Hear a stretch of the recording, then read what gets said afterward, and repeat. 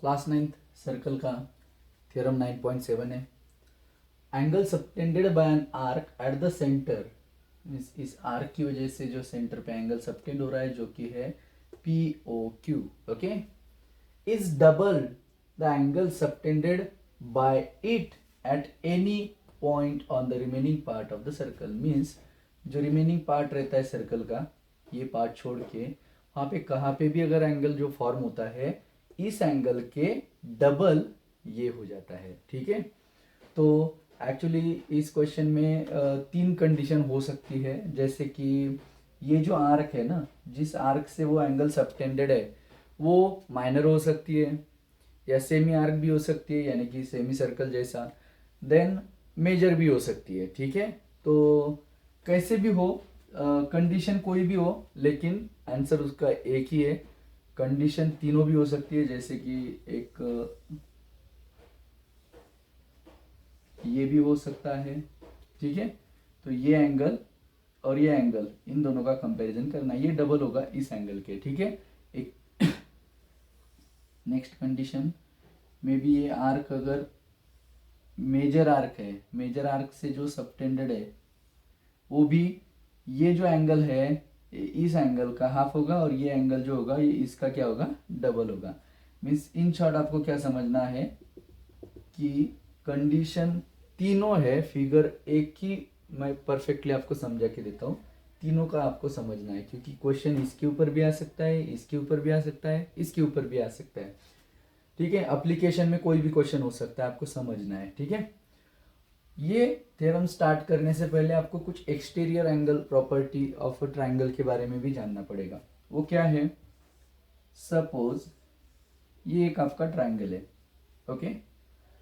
तो ये ट्राइंगल में यह जो एंगल रहेगा इसका एक्चुअली कौन सा ट्राइंगल, कौन सा एंगल बोलते हैं, exterior angle of a triangle. And ये क्या रहता है, it is sum of two interior opposite angles. Mean suppose इसको 1 और इसको 2 बोला तो ये 1+2 आ जाएगा, ठीक है। Exterior angle is always equal to sum of the two interior opposite angles, okay. ये भी एक कंसेप्ट आपको पता होना चाहिए। चलिए तो स्टार्ट करते हैं। फिगर में ऑलरेडी हमें दिया गया है, प्रूव क्या करना है, पीओ क्यू। ये पीओ क्यू जो है वो डबल है इसके पी ए क्यू के, ओके। क्वेश्चन को इजी करने के लिए हमने क्या किया है, यहाँ पे नंबरिंग दी है 1 2 3, ओके, 4 5 एंड 6। 1 मीन समझ लेना कि ओ ओ पी ए एंगल है, 2 means P A O, like that, okay. ये क्वेश्चन सॉल्व करने के लिए हमें कंस्ट्रक्शन भी करना पड़ेगा, जैसे कि ओ ए ओ आपको ज्वाइन करना पड़ेगा और उसको एक्सटेंड भी करना पड़ेगा बी तक। तो हमने वही लिखा, join A O and extend it to the B, okay. अब बहुत सिंपल है। अभी आपको क्या करना है बेटा, यहाँ पे एक एक्सटीरियर एंगल की प्रॉपर्टी यूज करनी है और यहाँ पे यूज करनी है, और बाकी उन दोनों को क्या करना है, ऐड करना है, हो जाएगा, बहुत सिंपल है। सो ये जो 5 एंगल है, ओके, इससे पहले क्या करो, पहले आप ये समझो कि ये जो ट्राइंगल है बेटा, ये जो ट्राइंगल है ए ओ पी, ये आइसोस्केलस ट्राइंगल है। क्यों, क्योंकि पीओ एंड एओ रेडियस है, दो साइड इक्वल है, रेडियस है, तो बेटा ये ट्राइंगल जो होगा वो आइसोस्केलस होगा। आइसोस्केलस ट्राइंगल में दोनों साइड एज वेल एज दोनों एंगल भी जो होते हैं वो अपोजिट एंगल्स इक्वल होते हैं, ठीक है। Angles opposite to the equal sides are equal, पता है, यस। सेम कंडीशन यहाँ पे भी है, एंगल 3 4 की इक्वल होगा क्योंकि वो भी आइसोस्केलस है, ओके। इक्वल साइड के अपोजिट एंगल्स भी क्या होते हैं, इक्वल होते हैं, ठीक है। तो आप वो भी लिख सकते हो, या तो यहाँ पे अगर समझाए तो डायरेक्टली भी लिख सकते हो, कोई दिक्कत नहीं है, ठीक है। तो देखो अभी आपने ट्राइंगल अगर सिलेक्ट किया, in triangle A O P and triangle A O Q, okay, angle 1 is equals to angle 2 है and angle 3 is equal to angle 4 है।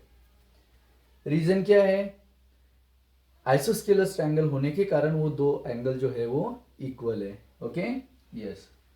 देन अभी 5 जो होगा, एंगल 5 जो होगा,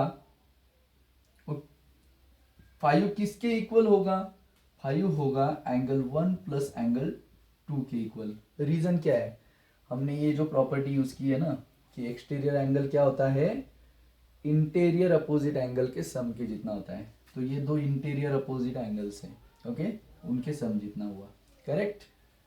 अभी हम यहाँ पे क्या लिख सकते हैं, हमें रिप्लेस करना है 1 को 2 से, तो फिर it can be written as 5 equals to angle 2 plus angle 2।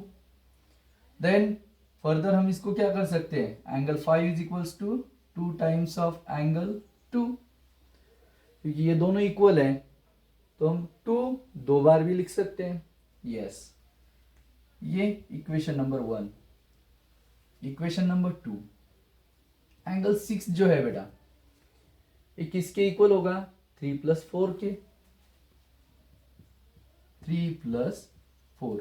अभी एक को रिप्लेस करो, 4 को रिप्लेस करो, क्या हो जाएगा फिर, angle 6 equals to angle 3 plus angle 3, क्योंकि 4 का और 3 का मेजरमेंट सेम है, ओके।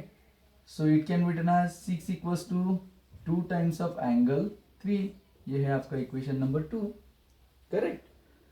इक्वेशन 1 एंड 2 को अगर ऐड किया तो LHS में LHS ऐड करो, RHS में RHS ऐड करो। एडिंग